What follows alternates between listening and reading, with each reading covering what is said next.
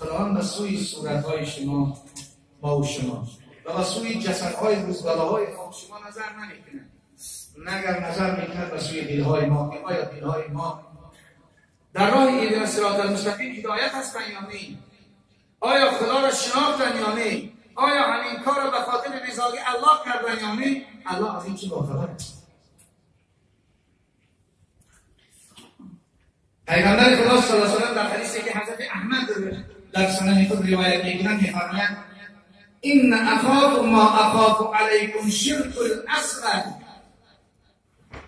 یعنی پیغمبر خدا گفت این امتی من از شما از شرک اصغر نگرانی دارم، تشویش دارم، از این چیز میترسم که شما شرک خود به خدا نیارید. قالوا ما شرک الاصغر یا رسول الله، پرسیدن شرک خود چی است؟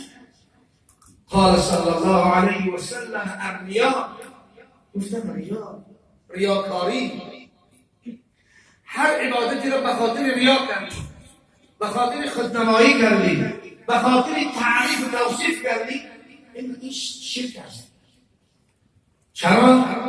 یقول الله عز وجل یوم القیامة اذا جزاء الناس باعمالهم، چون روز قیامت وقتی که پروردگار ترازوی عدالت خود میماند تمام مردم را از روی عدالت جزا میدهند، اذهبوا الى الذين كنتم ترون في الدنيا فانظروا على تجدوهم عندهم جزاء. همین انسان‌هایی که برای تعریف مردم کاری نکردن، برای تعریف مردم یک کاری نکردن و برای ریاکاری کاری انجام دادن، خداوند اونها را بدن میکنن. کسی برای به پیش همون کسایی که اونها میخواسته تعریف کنن، به پیش اونها را برای همونها تو از دستشون چی نمیاد برای شما نجات شما؟ کسی برای پیشه خداوند به انسان‌ها ریاکار میکنه. امروز هم بازم میگم بسیاری ها به خاطر کسی، برای رضایت کسی، برای خوشنودی کسی کاری نکردن و کاری نکردن. خداوند در سوره قرآن در دیگر آیه قرآن می‌فرماید مثل الذین ينفقون اموالهم فی سبیل الله کمثل الحبة انبتت سبع سنابل فی کل سنبلة 100 حبة. یعنی خیر اگر خالصا لله خاطر خدا باشن، خداوند تمثیلش کرده، مثالش کرده است. یک انسان یک دانه گندم را وقتی که کاری از دانه گندم میروید که 7 خوشه دارد، هر خوشه او 100 دانه دارد. والله یضاعف لمن یشاء والله سمیع علیم. خداوند برای هر نیکی تا 700 و مضاعف با خدا میگه 10 چندانی بود ثواب میده اون خدای دانا که از دل ما دانا است. و ما تنفقوا من خیر یوفى الیکم و انتم لا تظلمون. یعنی هر عملی نیکی کردیم، هر خیر سخاوتی کردیم، هر جوانمردی کردیم، اگر به خاطر الله باشه خداوند را به ما باز پس میده. هیچ ظلمی در این باره نیست. یعنی هر مقداری که ما خیر کردیم در سخت جزا میشه. یعنی خداوند باز پس ثواب زیاد از اون میگیرد برای ما شما. این آیه قرآن است. حضرت علی یاری چهارم و خلیفه چهارم رسول اکرم صلی الله علیه و سلم و داماد پیامبر خدا عادت داشتن دیگه، من دوست می داشتن اگر کوشش میکردن که 4 تنگه پیدا کنن، 4 درم.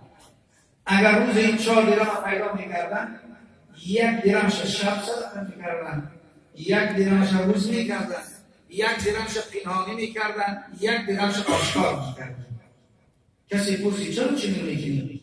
گفت من طبق قرآن عمل میکنم که خداوند در سوره بقره آیه 274 میفرماید الذین یقیمون اموالهم باللیل، در شب، و نهار در روز، سرا و علانیه.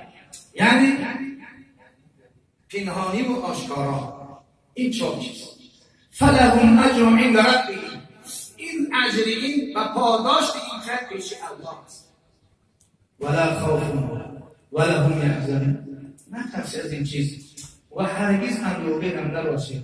خداوند مزد و پاداشت این داشته میگه. پیغمبر خدا صلی الله علیه و سلم میفرماید السخی قریب من الله و قریب من الجنه و قریب من الناس و بعید من النار.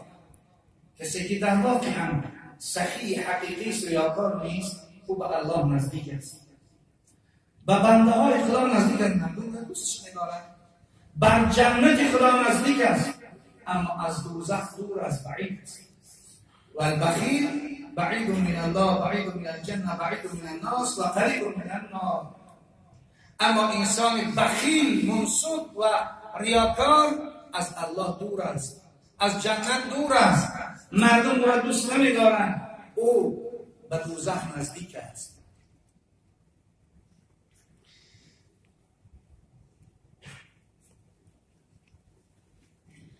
یک مرد سحر بر وقت پیش حضرت صفوان ابن سلیم آمد. گفت که صفوان، من امشب خواب دیدم، در خواب پروردگار تو را مورد بخشش و تو را یعنی بشارت در جنت داد به خاطر کدام جوانمردی. این چی جوانمردی بود؟ در این دنیا جوانمردان بسیار، سخی‌ها بسیار بودن. اون جوانمردایی که هیچ حساب که نداشت. برای این پیغمبر خدا میگه شما یک کاری خیر کرده، اگر اندک هم باشه اندکش نشماره چه هیچ کدام اون قدر داشته باشه که کارهای بزرگ اون قدر ندارن. صفوان ابن سلیم گفت بله، گفت دیروز وقتی صبح به سوی مسجد میرفتم، در راه جوان پسرکی را دیدم، یک جوان را دیدم که از خونگی میلرزید. من دلم به او سوخت، لباس خود را برآوردم به او دادم، رفتم به مسجد. ببینید خداوند حتی همین را در شب در دیگر انسانان نشان می‌دهد که من الله از صفات رضا هستم و را بشارت به جنت می‌دهم. اگر به خاطر خدا باشه، به خاطر دیگران نباشه، بسیار نکنید در کار. و پیغمبر خدا صلی الله علیه و سلم هم در حدیث می‌فرمایند من قضى لعبد من امة حاجة يريدون ان يسره بها فقد سرني ومن سرني فقد سر الله ومن سر الله ادخل الله الجنة. هر کسی که یک کار کنه و نیتی او برای خوشنودی کدام بندی باشد، من کاری را میکنم که فلانی خرسند شود، من کاری را میکنم که همین امت پیغمبر و همین مسلمان خرسند کنه، فقط به خاطر رضای الله است این کاری من میگه. وقتی این کار را میکنه پیغمبر خدا میگه من از این امتم خرسند میشم. وقتی که من از این امتم خرسند شدم، الله من از این بنده اش خرسند میشد. وقتی خدا که خرسند شید، پاداشتی او مزد او چی است؟ بهشت است. بهشت است. برای ما باید که در هر کار خیر انسان خودنمایی، زیاده‌روی نباشد، فقط به خاطر الله باشد. و این چنین خداوند در قرآن می‌فرماید و کلوا واشربوا ولا تسرفوا انه لا يحب المسرفین. صدق الله. شما بخورید و بیاشامید اما اسراف نکنید.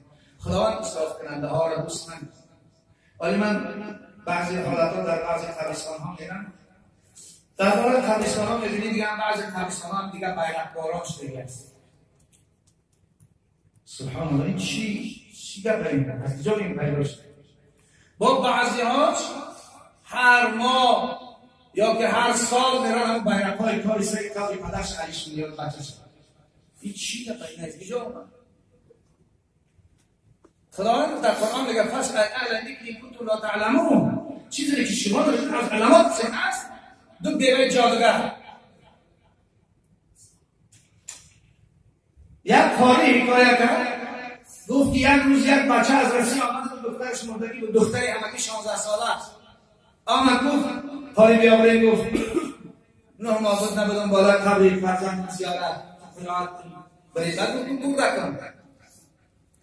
گور رفتیم قرائت کردیم. در بالای کار میگه در حالت قرائت کردن یک کلیگاه کنم گویم مطریال از روانده است. قسم گفتی $200 یا مطریال.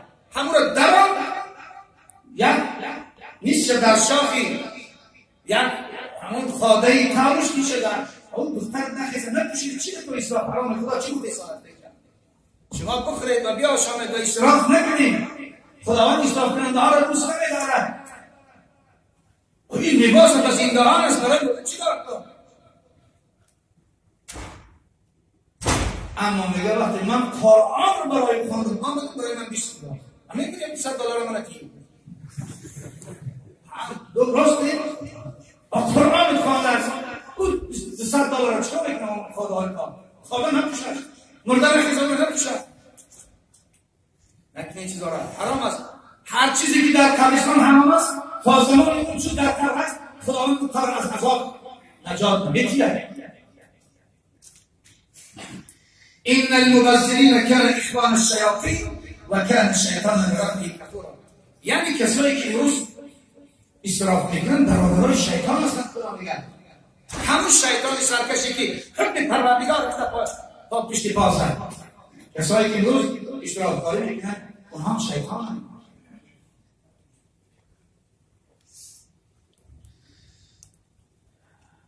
بنابراین خیلی احسان ها همه چی جای خود داره. منصف هم بدن در کار نیست، اما اسرافکاری ها هم لازم نیست. حضرت سعدی یک حکایه میکنه. یک تیف دندان برآورده بود. پدر سر به فکرت فرو برده بود که من نان آب از کجا آرمش، مروت نباشد که بیزارمش. پدر با طفلک خردسال خود بازی میکرد، او را دوستی میکرد. ناگاه کودک بر شوق آمد در محبت فرزندش خندید. پدر نگاه کرد که یک دندان برآورده است. بعد از دیدن دندان پدر میگه چی؟ سبحان الله، ما نه که دندان را جو نامش بیارم اینجا طعامش مشکل نه اینجا سیر کنم. چون بیچاره گفت این سخن پیش جو نگر تازن برا چی مردانه گفت. میگه این مرد رفت بگرد به مردم نمیتونه این چیزا بگرد. پیش همسرش گفت همسر دیدی کودک دندون برآورده است، اینو ما اینجوریش کمسه سیر بکنیم. زن چون مردانه چی میگه؟ مفر حول ابلیس تا جان دهد، همان کس که دندان دهد نام دهد. ای گفت نه، این وسوسه شیطان را در دل کلام نکن. اون کسی که ایره دندان داد نان هم همون کس میدیدش. تواناست آخر خداوند روزی که روزی رسانه تو چندین نسوز.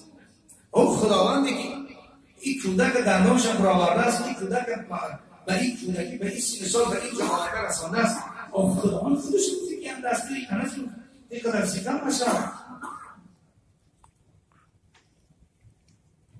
نگارنده کودک اندر شکم نویسنده عمر روزی است. و هم اونی که این کودک را از یک آب در شکم من نقش بندی کرد به این صورت و به این صورت به دنیا آوردوش، همون خودش با همون شو امروز شو همش همون خودش میگه، خودش علاقه کتاباتش کرده، هیچ تشویش نشه. این زنهای شیرمردم هستن.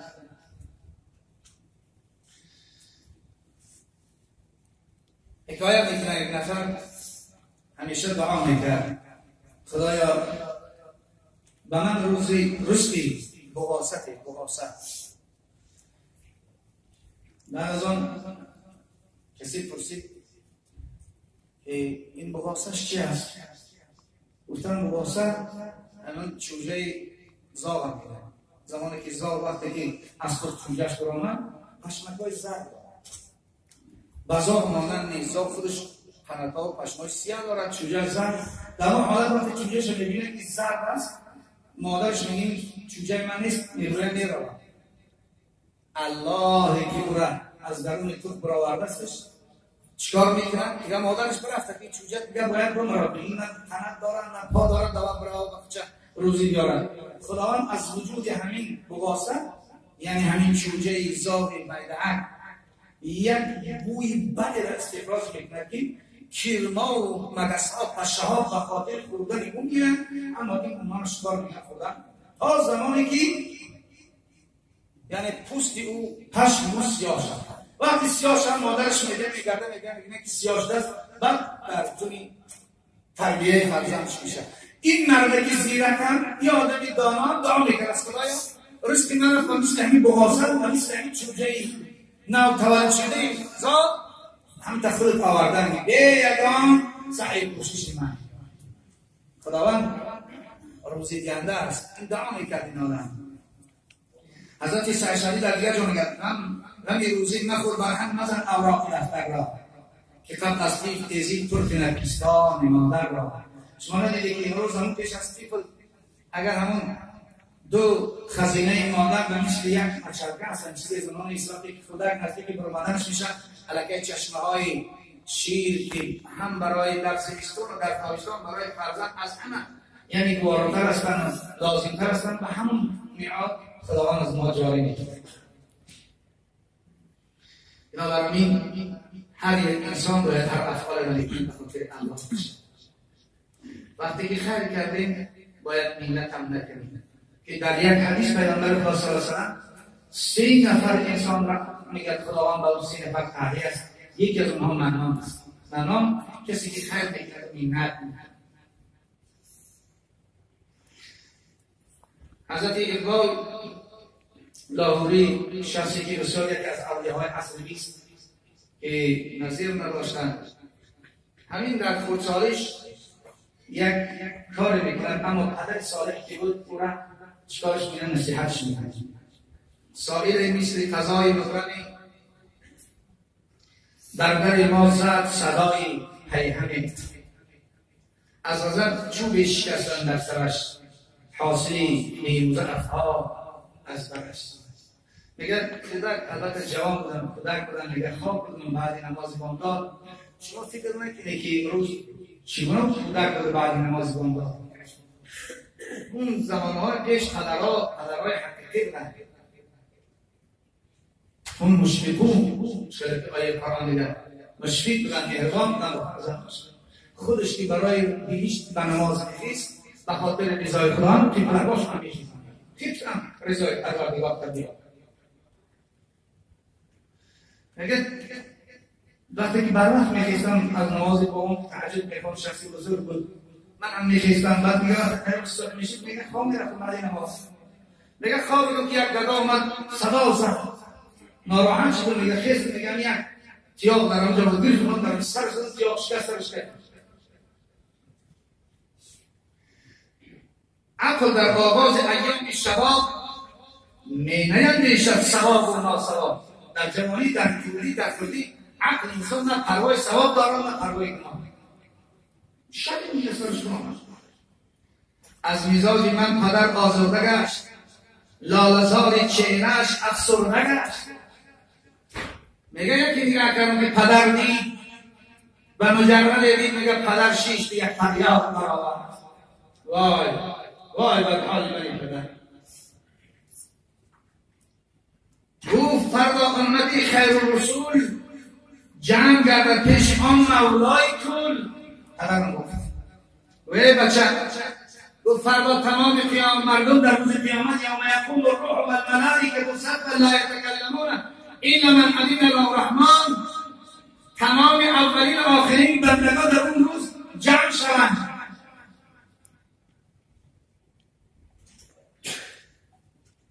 غازیان و ملت و بیضای او حافظان و حکمت رعنای او هم شهیدان که دین را حجتاً مثل انجمن در فضای ملت زاهدان و عاشقان و دل افکار، علما و آسیانی شرمسار. در این هنگام بیان میکنند که در اون روز یوم یقوم الروح، ما آیت قرآن را گفتیم که در اون روز هیچ کس جرأت لب کشیدن ندارد. هیچ کس، حتی نه فقط انسان، ملائکه ها جرأت لب کشیدن ندارند، پیغمبرها جرأت لب کشیدن ندارند، نه علما و نه شهدا و نه هیچ کس جرأت لب کشیدن ندارند. اینجا اشاره کردم برادر عزیز، ما جمعه گذشته با شما یک درخواست کردیم متاسفانه نشد. بلندگویکو ما سوختگیم بلندگویکو از اگر سیرا بگم شاید بود رفالان بگم نمیگم این هست نیستن، همه شاهد بوده که سوختن. برای یک کمک کنی خطا میگردن بلندگویکو را راست کنیم. خب در اونجا عالمان، شهیدان، اولیان همه در میان انجمن گردد بلند ناله های این گدای درمند. پدرش بود که ای بچه در همون روز قیامت همین گدا در پیشگاه خدا که تمام مردم با نفسی میگوید این بلند شود در پیش خداوند با سری کفیده است. ای سراتت مشکل از بیمرکبی، من چی گویم چون مرا فرصت نبی. پیغمبر یا که پیغمبر یا که اگر خدا از من فرصت، پدری اقبال من چی جواب میگم؟ وقتی گوید که چون بچه تو سری نکفام، چرا فرزندی تو این کار کرد، من چی جواب بگم؟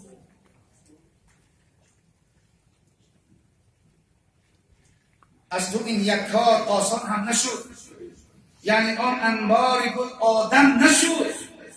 ای خدا خطاب کنه که ای بنده، انسان های در دنیا ملت ها را مسلمان کردن، ملت ها را مسلمان کردن. یک فرزند خود را مسلمان کردن نتونستی؟ چرا این را تو آدم نکردی؟ خدا از من فرصت میگه، اندک اندیشه اندیش ای پسر اجتماعی امتی خیر البشر، بچه نگفتی رو که در اون روز محشر من شرمنده نکن. باز این ریشی سفیدی من نگر، لرزه و بین و امیدی من نگر. من الان لرزم دید، من الان ترسیدم که خدا در روز قیامت به این ماجرای تو چی جزا میگه. برقدر اینجا زیبایی مکن، پیش مولا بنده را رسوا مکن. پیش خدا من شرمنده و رسوا نکن. این نصیحتی بود برای فرزند است که یک گدا را زد. امروز بی‌ادبی هایی که امروز فرزندان ما شما میکنند، کدام پدر امروز میآید فرزند بگاهی تمام سر روز کنی خون آغوشتن با پدرش، بعضی ها را فهم میکنه که بچه من کسی بزنه. یک بار یاد کنی یا مثل پدری باقی اگر در پیش خدا پروردگار بلندت کند این ظالم، تو ظالم، فرزند ظالم، چون بچه این آدم تو ظلم کردی، چی جواب میکنی؟ چی جواب داری؟ برای این باید که ما فرزنده را بخواهیم که مثل اقبال در آینده لوابردار باشد و مثل اقبال که آبرو بردار باشد. اقبال در اصل مثل نظیر نداشت، همین کمبودی را پدرش در جاش اصلاح کرد، شد اقبال. وقتی ما کمبودی های فرزند را پشاندیم، کمبودی های فرزند دیگر پشتی دست داریم، دیگر فرزندان گناهاشون باز زیاد شدن میگیرن. یعنی برادر عزیز، هر چیز اندازه دارد، باید که به اندازه اون نظر اندازیم. ما